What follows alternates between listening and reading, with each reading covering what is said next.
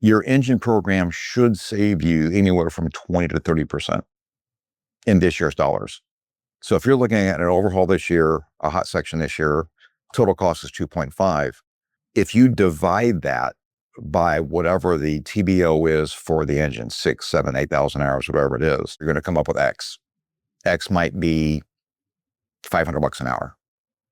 But if you're saving 30%, which any engine program should save you, you're not paying $500 an hour. $500 an hour is what you would self-reserve at dollar for dollar. Instead of $500 an hour, maybe the engine program charges you $375. So dollar for dollar, you're actually paying less than what you would self-reserve for. You're saving money over the events that you know will happen. You will have an overhaul. You will have a hot section. So you're already ahead of the game there. But then as a benefit, you get AOG support. This is almost like AAA for your roadside when your car breaks down. They send out the technician, they send out the parts, they cover the labor to replace whatever goes back. Maybe it's a fuel control. So not only does an engine program save you a good 20, 30% over the major events that will happen, you get the added benefit of AOG support. Nick, thank you for coming on the podcast with Inzo as a sponsor for Think Like an Owner. We've talked extensively about different basics, hygienes of cybersecurity and things you can do to protect your business. A lot of times it's hard for a leadership team to get excited about cybersecurity and IT. It's not the most exciting thing, but it's also a very truly existential threat in many businesses. And it's often hard to kind of wrap your head around what are the risks until it happens to you or happens to somebody you know or someone in your industry. So kind of what are the ways that maybe both CEOs can think about the case for cyber, but also maybe if you're a manager in a business and you want your company to be more protected, what are some ways to kind of describe the rationale for investing in cybersecurity and IT services more broadly? At Inzo Technologies, I personally try to educate our clients on this area, and our staff does as well. I know IT is oftentimes the thing nobody wants to deal with, but it's one of the things that everybody has to focus on at some point in their business. If we think about the costs of implementing these IT solutions and cybersecurity solutions, to me, it's a really simple conversation with other business owners and ask them the question, what is the cost to your business if you are shut down for some undetermined amount of time while an incident is being investigated and recovered? So cybersecurity is the absolute biggest threat these days. It's not a matter of if, but when we will be faced with some type of cybersecurity exposure. Having your business shut down for several days is going to far exceed the cost of our solutions to protect your business. Certainly. And Nick, where can folks find you? My email is nick@inzotechnologies.com, and I'm on LinkedIn, Nick Akers in St. Louis, Missouri. Well, Delray, thanks for coming on Think Like an Owner. This is a podcast all about ambitious CEOs and building interesting companies. And engine assurance is one of the most interesting I've come across in aviation. I don't know why, but I find jet engine programs just really interesting as a business model. It's kind of an intersection of insurance and maintenance, and a whole bunch of other stuff. Mm-hmm. And before this, we were talking about weddings. How'd you go from weddings to engines? Engine assurance is a newer role for you as of last year. And so going from that to engines is something else. I fell into the DJ/wedding market when I was in college, and it turned out to be a lucrative thing. And I was a pretty poor college kid, and I found that I had a knack for it. People told me I was good at it, and so I kept doing it. But I went to Purdue. I graduated with my A&P power plant license and my commercial instrument pilot's license. And so I wasn't sure which way my career was going to go coming out of college. And as it turned out, the maintenance side of the business is kind of how I got my first job at Allison Engine Company, which was bought by Rolls about 2 years later. And so I've had some amazing positions with Rolls and Pratt Whitney over the years that'll let me do a lot of different things. I was embedded at NetJets for about 5 years. I tried brokering for about 3 years. Back to the engine program side of the business, I've I've represented engine programs for 2 of the 4 engine manufacturers. But then when I was brokering for 3 years, I've actually been a customer of all 4 engine programs: On Point, MSP for Honeywell, ESP for Pratt Whitney, and GE's on. Rolls-Royce Corporate Care. There we go. So when I was brokering, one of my main jobs was to really understand all the engine programs in the business and then make recommendations to clients. Should you do the program? Should you continue the program? Should you abort the program? And so one of the interesting things is it seems like over the last 10 or 15 years, there's always about 10 or 15%. Actually, I'll take that back. More like 30% of the business of owners. That's just an insurance plan. I'll just self-insure. And prior to 2020 and COVID, for the people that self-insured, they knew when they had a need, whether it be an overhaul or an AOG, they would just write a check and the problem would be solved. Post-COVID, post-supply chain issues, I think owners and operators of aircraft are living in a world that they're living in a world where a blank check does not solve their problems the way it did prior to 2020.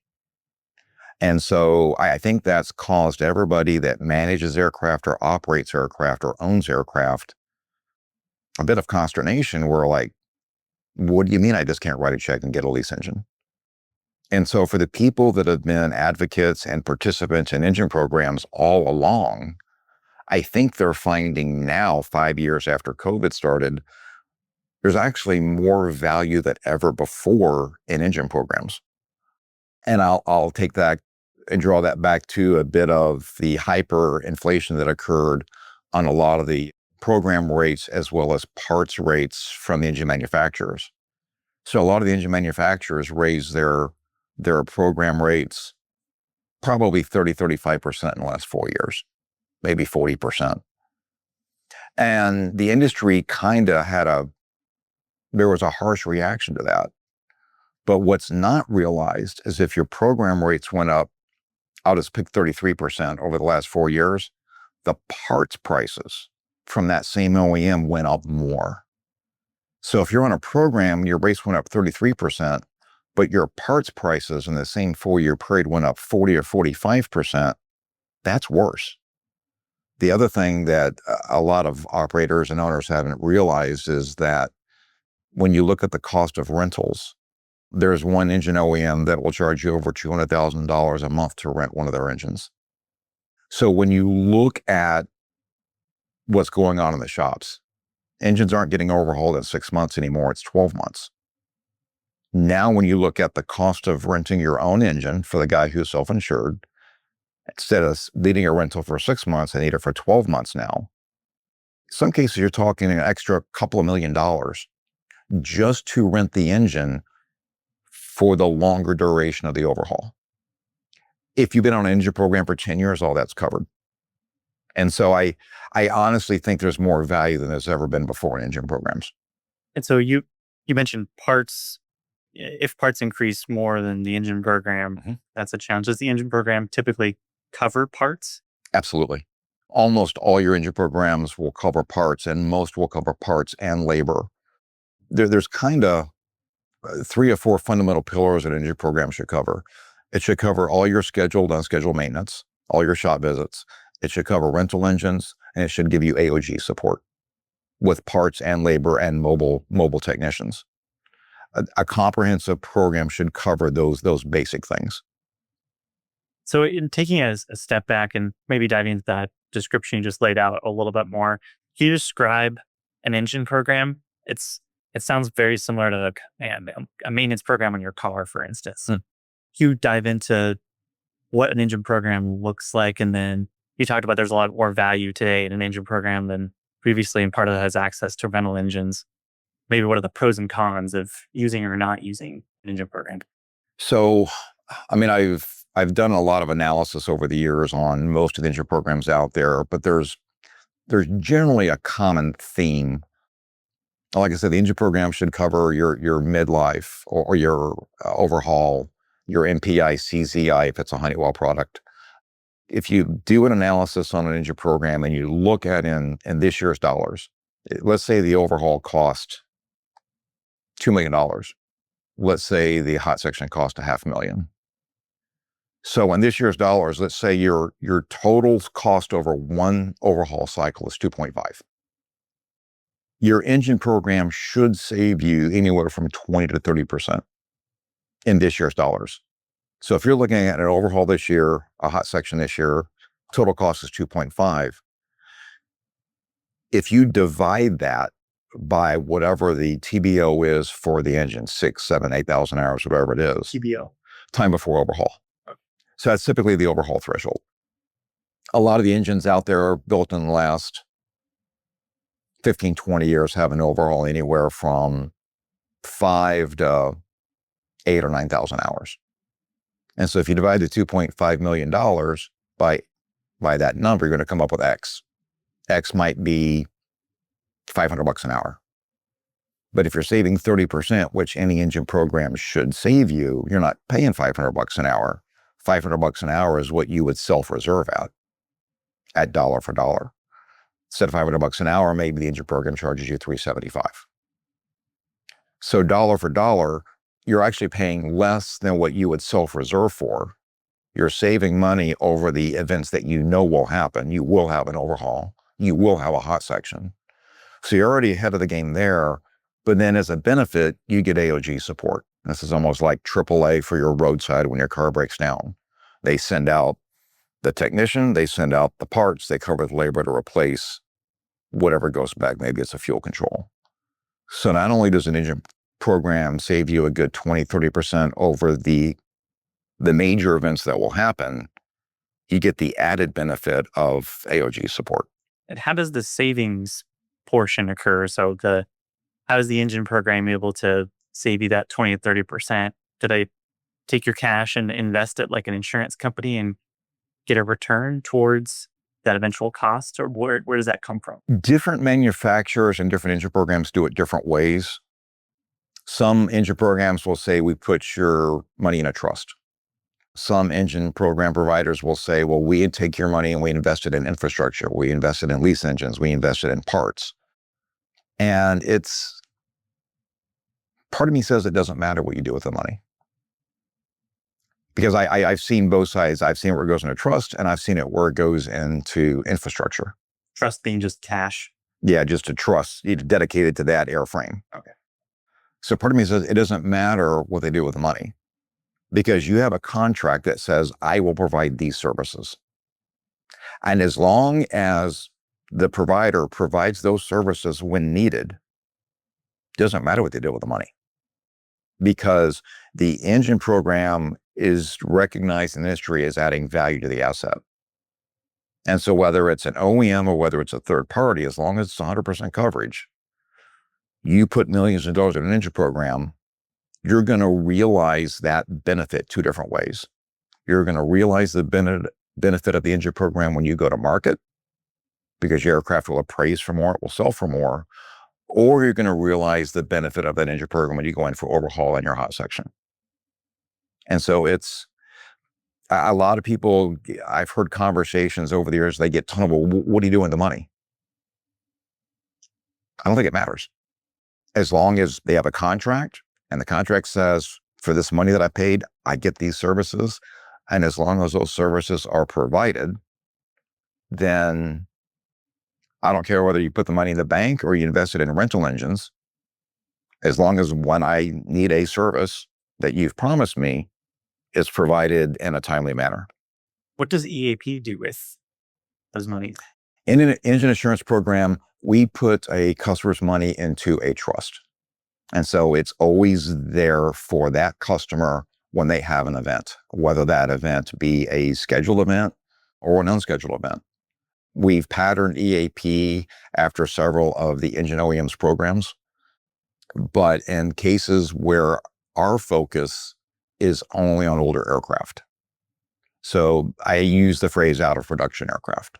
And so your older Excels or your older Lears, G200s, Lear 60s, those aircraft owners in many cases have not been getting the support that they've needed over the years. We all know supply chain, older components may not be available as readily available.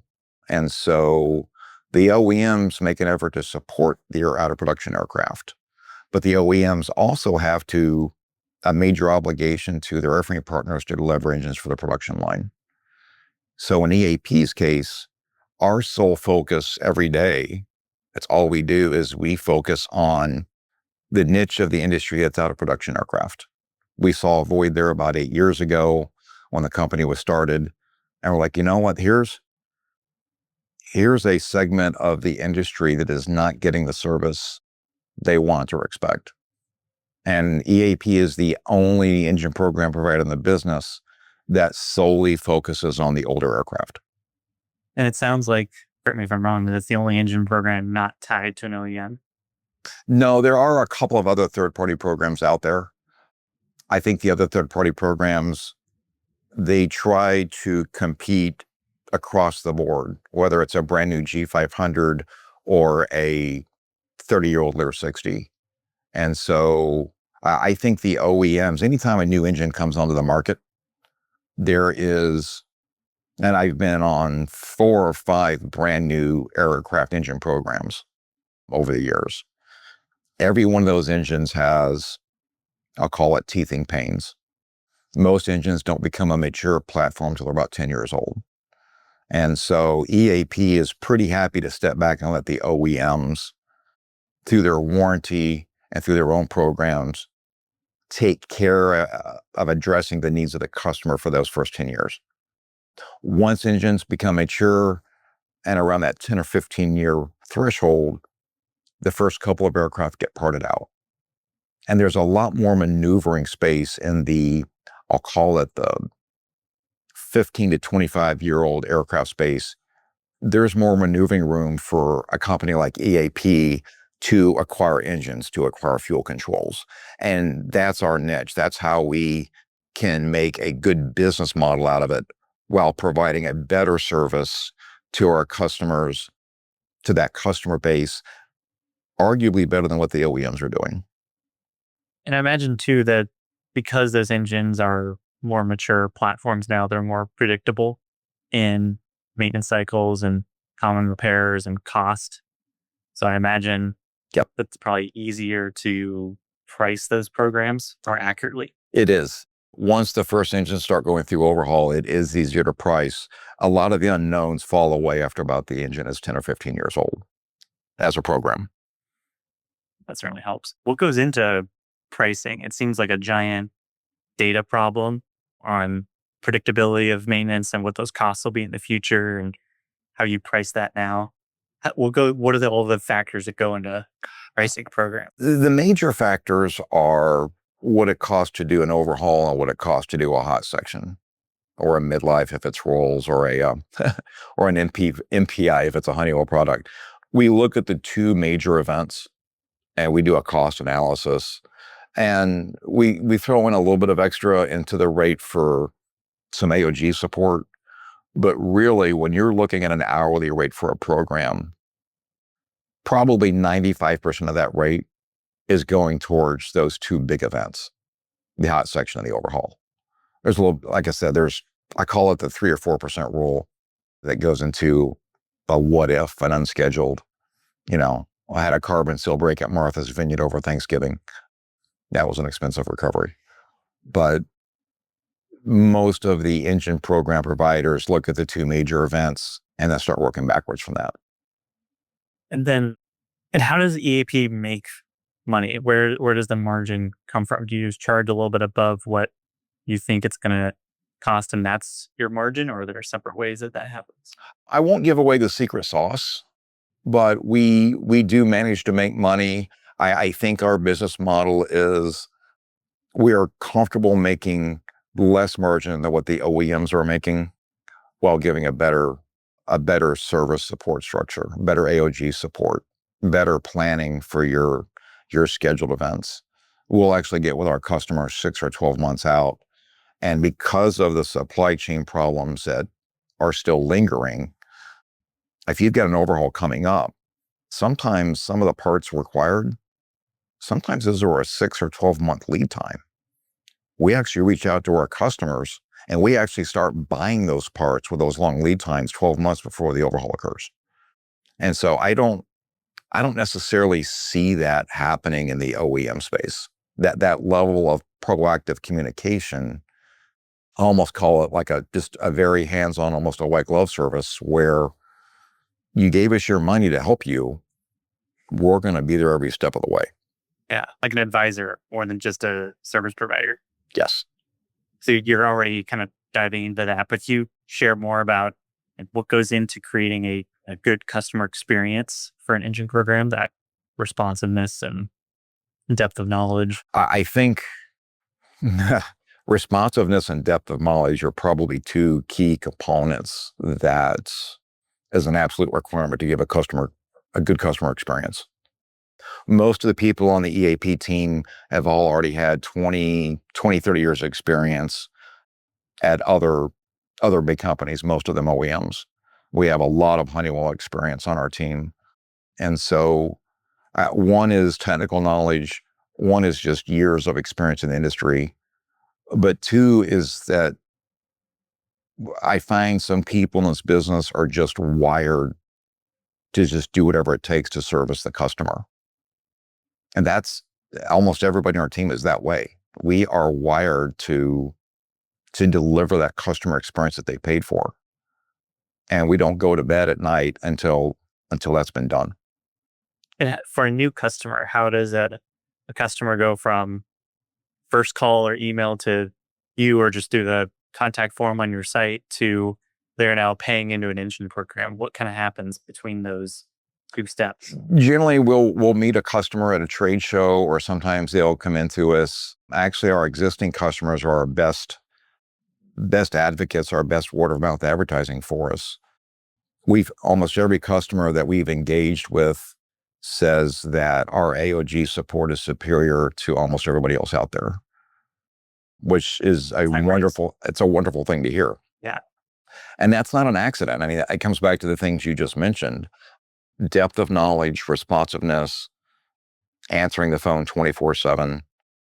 We've got a couple of case stories we've put up on LinkedIn where we've had amazing AOG recovery times. And none of that is an accident. Planning, having the right parts in stock. Sometimes I find customers over the years, they just appreciate you actually answer the phone. I've actually heard several people in the industry say, I can't reach a person. I get caught in a 9-option phone tree menu that I can't find the right person. And then when I finally click the right button, I get a voicemail.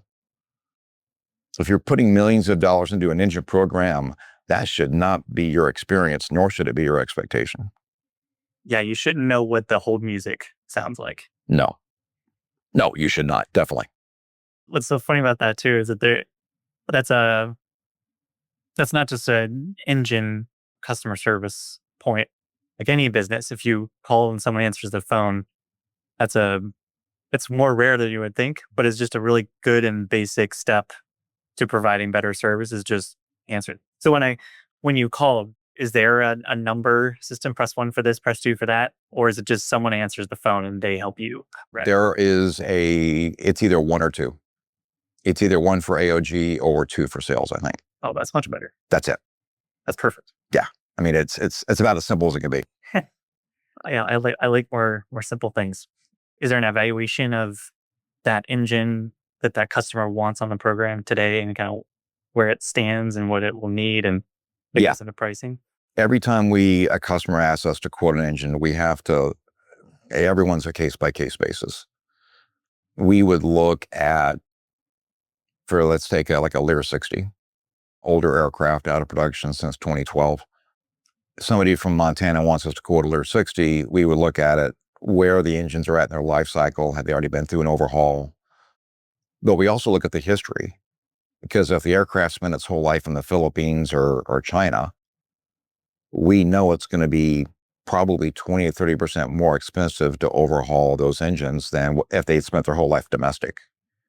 And so because our sole focus is older aircraft, we have to look at the history of that aircraft. Where has it been? Where has it been operated? Who operated it?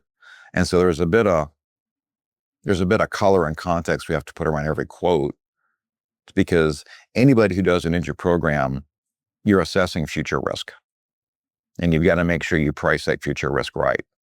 An aircraft that comes from, like I said, the middle of Africa or harsh climates, Or saltwater. or salt water, that's factors we have to look at. Are there any lessons learned over the last 8 years about pricing that risk? I think one of the big surprises that has occurred in the last 4 or 5 years that I've seen is corrosion issues. I've seen some of the OEMs tighten up their limits on corrosion, and that is increase the rejection rate of some critical parts, high price parts. And so a lot of engine programs out there do not cover corrosion. And so that's a factor. Every engine program is not made the same, even on the OEM side. Some cover schedule line maintenance, some don't. Some cover corrosion, some don't. We've patterned EAP to basically mirror the OEM's programs. And so that's probably the biggest thing that surprises customers who are on an engine program going in for an overhaul, is either one, whether or not the rentals are available, and two, the corrosion factor seems to pop up more now than it did 5 years ago. One part I'm really fascinated about too is on the EAP site, it lists $42 million in inventory. Yes. And I assume that's engines sitting somewhere. We actually we have over 100 engines in inventory across the whole variety of products, engines, again, all focused on out of production aircraft. Are they all here in Dallas somewhere? Yes, they're all here in Dallas. That must be a pretty cool room to walk through. It's quite a few hangars. How do you track inventory levels and give enough so you have parts and engines when you need them, but not so much that money is sitting on the shelves not being active? We look at our horizon for our customer base basically on a 1 to 2 year basis. And we look at what events are coming up, what events will require a rental engine, and we start planning 1 to 2 years out to make sure, one, if we've already got the assets, great. If we don't have the necessary assets, we need to make sure to have those assets. We actually have a 99% success rate getting rental engines for our customers when they need one. There's one event that precluded us from saying it's 100% success rate. We actually had a customer who it was an unscheduled event. I forget if it was a bird strike, but it was an unscheduled event. And he's like, I need a rental engine. And we looked at what we had and we're like, didn't have one available. We went out and bought an aircraft just to create the rental engine that guy needed. And so the willingness to look outside your own network, because when we sold the program, we sold a set of services. And while we do everything to plan for the scheduled events and unscheduled, on that particular day, we didn't have an engine available for him. We went and got one. We went outside our own network and we did whatever it took to honor the commitments we made. And that's one of the reasons that EAP has built such a great name in the Honeywell space on the older Honeywell engines. And now we're starting to build that brand into the legacy Pratt and the legacy Rolls-Royce engines. You'll do whatever it takes. It's a simple thing. It's almost cliche. But the more I look around the industry, it's the exception, not the norm. What will be the norm? What's a more average experience? So if I don't have an engine. We hear stories all the time of AOG customer and they start calling their provider and they're like, well, it's Friday. I could have a technician to you next Thursday. And that's just to get out there to troubleshoot. And so we are very successful at recovering AOG experiences in days, not weeks and months. I mean, we usually, if we need to have a technician on a plane, then 12 to 24 hours, we'll do it. And it's not always our technicians. The beauty of flying around in the U.S. is there's almost always an FBO around the corner.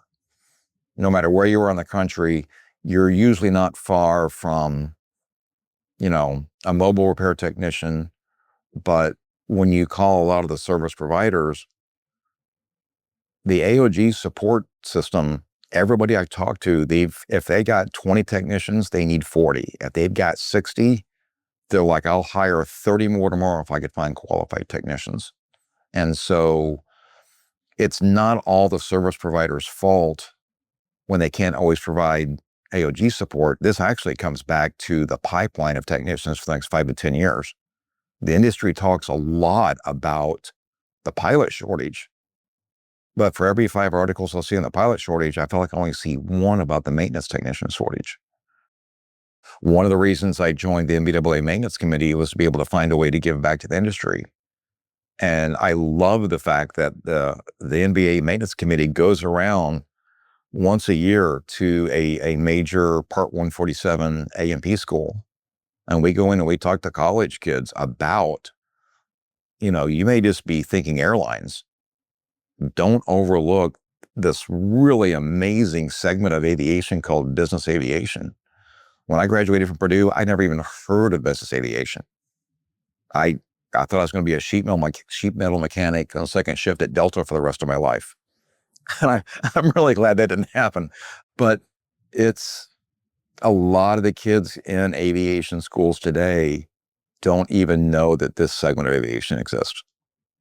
Which is wild because you see a way bigger variety of planes, and some of them are much cooler than 737s. And thanks to social media, it is probably a bit more known today than it was 30, 40 years ago. I mean, you've got Taylor Swift and, all the rock stars that are jetting around. But it's still often overlooked that BizAv is not just for the rich and famous. It's actually a fundamental business tool. All your Fortune 200 companies, most of them run a flight department. And it's not for luxury. It's because it's a cost-effective means of getting around to your different sites and doing business and getting back home on the same day. Yep. I love all the Taylor memes of flying across the street or making fun of all the short flights that her plane would take. Yeah, it's certainly social media does certainly help get the word out a little bit more. It creates more awareness than it was decades ago, yeah. Is there an EAP Instagram channel? 100 engines in a room. There's got to be some content there that you guys can make. You know what? I don't know the answer to that. Or a podcast. I should. We've looked at starting some of our own podcasts just to increase awareness. One of the other things that I find is a big gotcha to customers is life-limited parts. And so obviously a turbine engine is a rotating spool of blades and wheels and stuff. Those wheels in the engine are typically referred to as life-limited parts or life-limited components. Those wheels have a cyclical life. And so that cyclical life is often somewhere in the 10 to 20,000 cycle range. And by the way, a cycle is a takeoff and landing. That's one cycle for the engine. But a lot of the industry is just used to tracking engines and the term of hours. And so like a Phenom 300 is a good example. You overhaul that engine every 5,000 hours. But the wheels on the engine are cyclically rated somewhere in the 12 to 14,000 cycle range. So that means you're going to go through an overhaul at 5,000 hours, another overhaul at 10,000 hours, and somewhere in that between the second and third overhaul, between 10 and 15,000 hours, that whole stack of life-limited wheels and the engine is going to cycle out because LLPs cannot be overhauled. And so I just had a conversation last week with an owner here in Texas, and I had to walk him through it. And he's like, well, how can I have a buy-in? My engines were just overhauled. Doesn't that reset everything to zero? No, your overhaul does not reset everything to zero. Because those cycles, those cyclically limited parts, those life-limited parts, they get inspected at overhaul. But if they pass inspection, they're put back in the engine, they continue accruing cycles. And so I've seen people go out and buy a 20-year-old Excel. No programs. And the the stack of wheels in the engine is about 2,000 cycles away from cycling out. And remember, you can't overhaul them. You got to replace them. And that might be $2 million a side. And so there are a lot of things in the business that can bite you. But if buyers are buying aircraft using Google as their trusted advisor, they're going to miss some things. And those things are going to cost you millions of dollars. How consistent are some of those parts? Are there parts that you could have on inventory that work for multiple engines across maybe the same OEM or different OEMs? Or is it so specific that this one engine has just... Generally, almost everything in an engine is specific to that engine. You might find, for example, the 545 Alpha on the Citation Excel. There's a variation of that engine on the XLS and the XLS Plus, the 545 Bravo and Charlie. Those do have some common parts. But usually when you switch from, say, a Pratt engine on a Citation to a much bigger engine on a Citation Sovereign, completely different. Almost nothing's interchangeable. Some of the TFE engines, a little bit of commonality, but they are mostly unique. So as we provision spares, we have to provision for every engine model that we've got enrolled. And that can be expensive. It sounds like it. You mentioned having an AOG service. Who does the overhauls for these engines? Most of the engines that we enroll can be overhauled by a variety of parties that have been endorsed by the OEM. In some cases, that's Standard Aero. In some cases, that's Duncan Aviation. Those are probably two of the main overhaul shops. And then, of course, the shops themselves. Pratt Whitney has their own shop in West Virginia that can do it. They got another shop in Europe. Rolls-Royce has a shop in Montreal. And so not all the OEMs have allowed third-party shops to overhaul their engines. So it's a little bit manufacturer specific, whether or not we have to go to the manufacturer to get the engine overhauled or whether we can go to a third party to get the engine overhauled. So you don't do any overhauls in-house. It's through different... Absolutely. EAP does not overhaul engines themselves. We are not an overhaul facility. We partner with quite a few shops, several of the main ones, to help keep cost in check and provide a good cost experience for our customers and to minimize any surprises.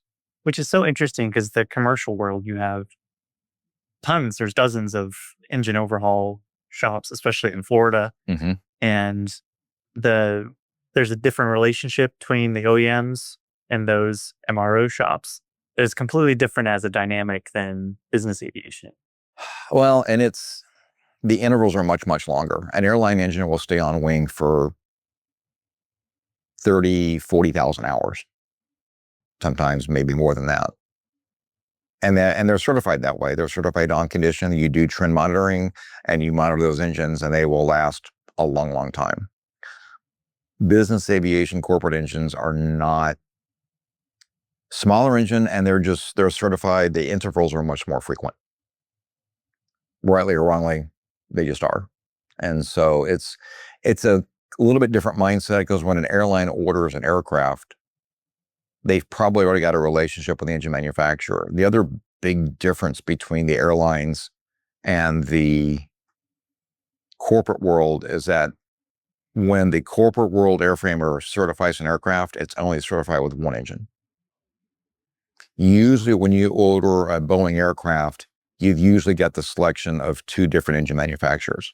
It's like ordering a Mustang with a V6 or a V8. In the corporate world, it's only certified with one. And so the flexibility that exists in the airline world simply just does not exist in the corporate world. Do you think it's trending that way or not really going up? I think when you look at the certification costs from the airframe manufacturers, the cost of certifying a corporate business jet with two different engine manufacturers is probably cost prohibitive. Because, I mean, if you look at the volume of Boeing, thousands of aircraft of one model, the airline, the corporate world really does not achieve that scale of volume. You don't see 1,500 of any one model ever made. In fact, if you use 500 units as a bar, there's only a handful of aircraft, business jet aircraft, that have ever crossed 500 units produced. Phenom 300 has, G550 has. It's a short list. So I think when you look at just the scale, I don't think it's cost effective for airframe manufacturers to certify a second engine. Gotcha. So the individual markets for each engine are small enough that the OEM can still have a lot of control on that overhaul market. Yep. Makes sense. Mm-hmm. Has there been much consolidation platform-wise around a couple sets of engines? Or does each aircraft OEM, is there still kind of such a broad portfolio of engines they could choose from that kind of, small markets scattered across different airframes is still going to proliferate? I think the short answer is no. I do not think there's been a lot of consolidation. I think every time an airframer brings an airframe to market, they're looking for the right engine at the right thrust category at the right weight. And of course, I'm sure cost is a factor. I think it's been that way for 20, 30 years. The ability to mix and match and take one engine off of one airframe and put on another, it's been done. The Beechjet 400 was retrofitted, or the Williams engine, I think it was. But it's very small scale to be able to mix and match 20, 30 years after an aircraft was produced and try to fit in another engine. It's just economies of scale. Within your sales role for EAP, are you selling primarily to individual owners or larger operators? What's kind of the customer mix look like for you? If you kind of look at your pipeline the next. We've got a couple of government subcontracts with some foreign governments. We work with fractional, we work with management companies, we work with individual owners, operators. It's really an interesting cross-section what our customer base is. But anybody who's operating an older out of production aircraft that wants to be able to control their cost and minimize surprises, I think that's a potential customer for us. It doesn't matter if it's a corporate flight department, if it's a single operator Part 91, we've got Part 135 customers enrolled with us. It's kind of across the board. What kind of feedback have customers given you in the last year on, like, here's areas that you can improve on, or where can you eventually start doing this with us, or this service that you could provide? What are ideas that customers are sending you on? I think the biggest dissatisfaction point that customers are experiencing right now is lack of rentals and AOG support. And those are two things that we have done exceptionally well. So I think where customers are maybe on an existing engine program, or they're on an existing engine program that doesn't cover the life limited parts, and they see that big cliff coming at them in 5,000 hours. I think those are scenarios where they would look at us and say, can you guys provide a better service? And we do very well at that. What are some areas of improvement for AOG, especially given that one's very logistics heavy, and you mentioned the technician shortage, which seems worse than the pilot shortage? Where do you feel like that service can improve? I think as an industry, we have to be willing to pay more for technicians.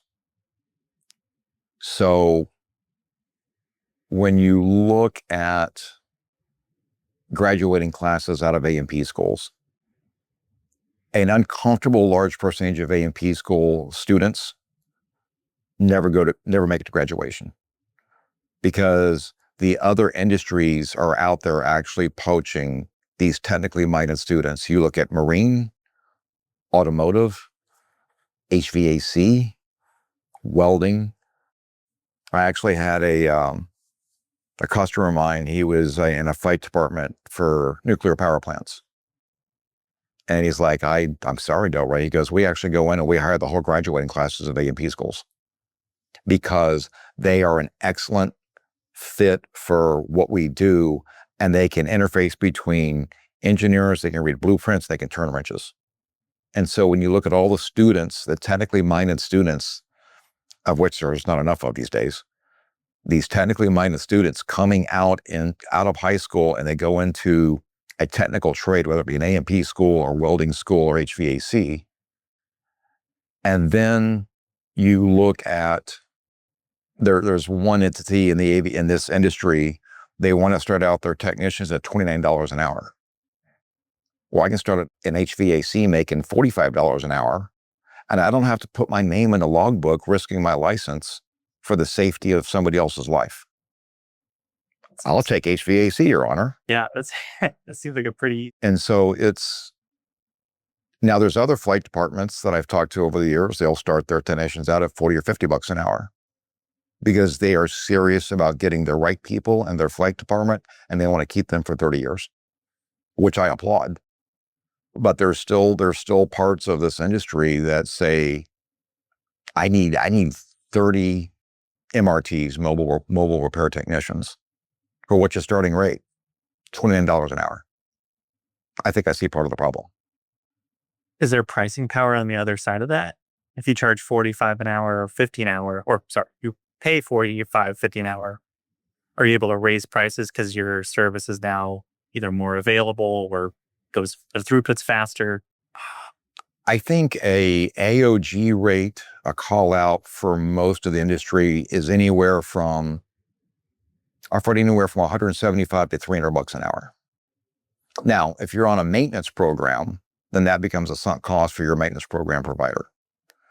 But somewhere there's got to be a balance between paying enough to have the right technicians to be able to fulfill your customers' needs or not. And I think in a lot of cases, providers have not found the right balance.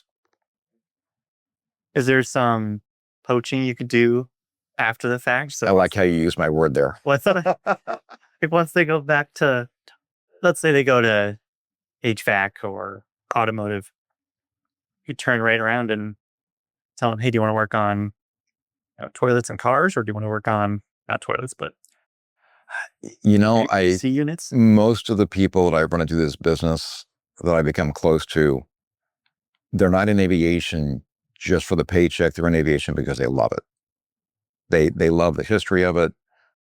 They like being immersed in this industry. I don't know if a kid coming out of high school or college or a Part 147 school who just wanted to make money, would you choose aviation? I mean, you can make a good living in aviation. Could you make more working for a Mercedes or BMW dealership? I don't know. What do you love? Mm-hmm. You can make a living both ways. What do you want to do? And that's kind of the cool thing about the maintenance committee going in and talking to these Part 147 schools is we're already talking to a room full of students who are engaged in aviation. We want to make sure they're aware of the option of coming into business aviation. So what's your pitch? You have a classroom of 20 students. What's your pitch for, here's what here's a part of the industry maybe you didn't know about, or here's the kind of stuff that we get to work on every day?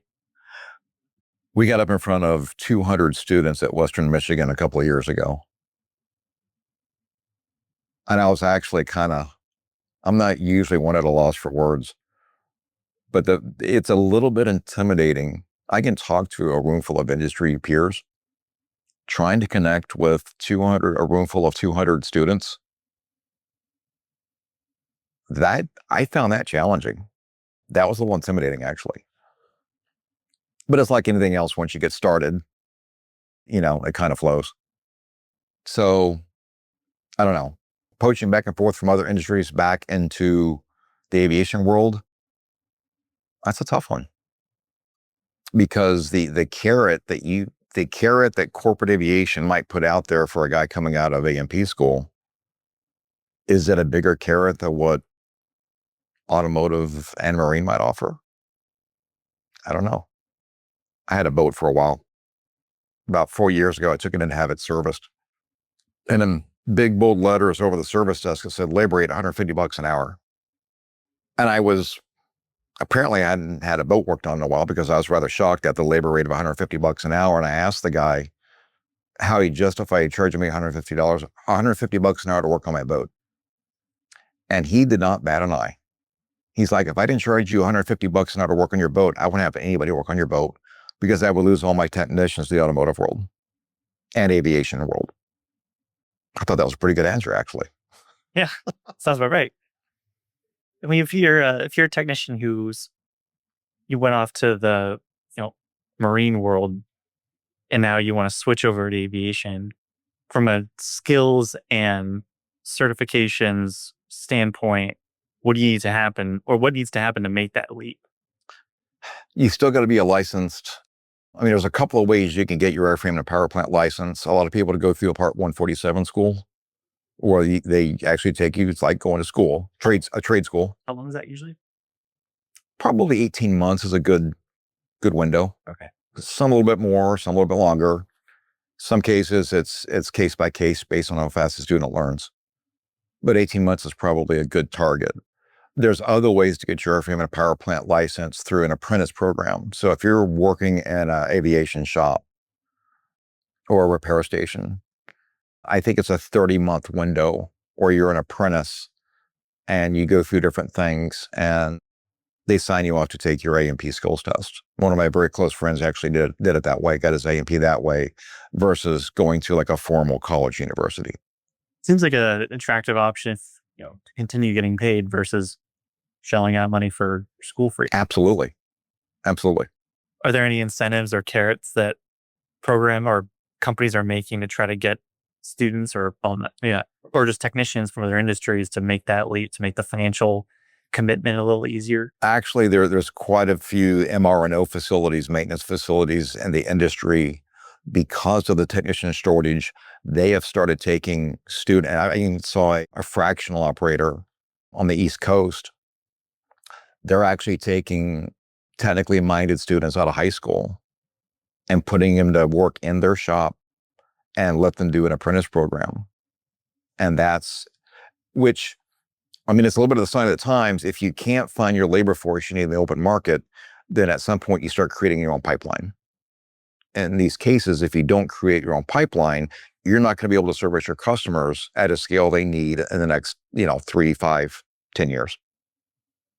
So is it the same 30-hour apprentice program if you're 30 month? Or 30 month? Yeah, sorry. 30 months. So you could be a full licensed mechanic before your peers are graduating college. Yes, absolutely. It's pretty attractive. Yep. For the right student. Mm-hmm. How many high schools have they done that with? If you really want to get ambitious with it, and you're in the Atlanta area, for instance. I don't have a number for that one. I don't know. But I know as I look around the industry, I see more and more of the big MR&O facilities starting to take control of their own pipeline rather than just relying on the open market to supply the technicians they need. What kind of infrastructure on the MRO side does that require to have a well-run apprentice program, and to support those once those students get into your company and are now on their path? Mm-hmm. What are the key things you need in place to make sure that they're continuing on, they get to the 30 months and they're successful and they've got the knowledge they need? I think there's a little bit of brand loyalty there. I mean, arguably, I would think a lot of students that come into an apprentice program and that facility or that employer helps them learn a trade, and even after they get their license, I like to think there's some brand loyalty there. They'll stick around. For a technician to be good at working on wrenches and Mm-hmm. working on planes, that's one skill set. But to teach someone else how to do that as an apprentice in that 30-month program, that seems to my first reaction is that probably raises the bar on who that person who's going to take on an apprentice needs to be. They need to have those skills of education, and of course it's going to be faster if they do some job themselves, but then the apprentice won't learn. Yep. So that has to be a very special person. I think it's like any other training program. You got to have the right infrastructure and the right people governing it internally. A lot of the skills are doing side by side with experienced mechanics. And so not every mechanic makes a good teacher. But I think if you have the right people and the right supervisory roles, overlooking, like you said, he's earning a living while he's learning a trade. the plans that where I've talked to mRNO facilities, it's solving the pipeline problem while teaching, these students a trade. I've heard nothing but upside from it. I really haven't seen any downside. It's good to hear. What are you excited to see happen in the next year?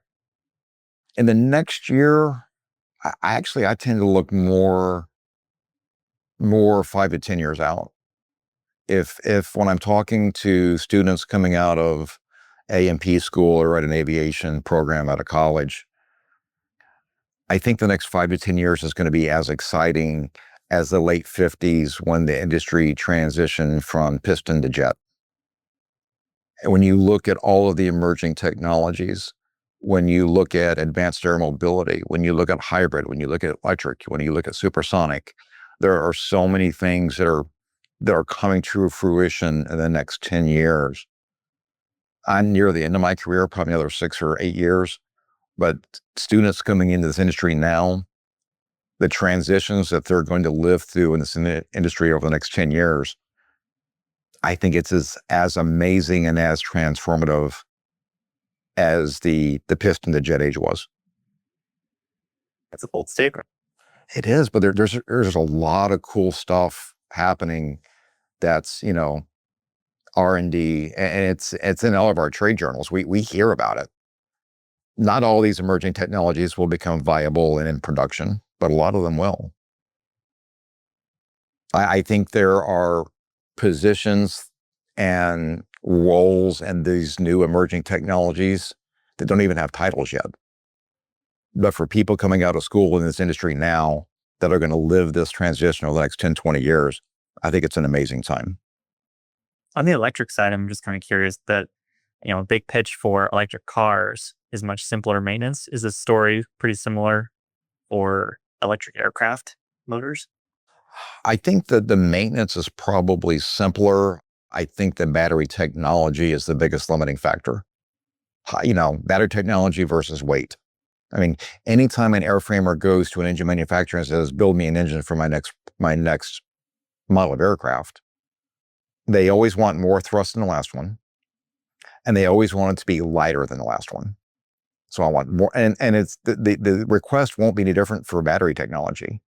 I want more power and less weight, because every 50 pounds saved on the power plant is another 50 pounds of people and baggage you can put in the aircraft. Which goes a long way. Which goes a long way.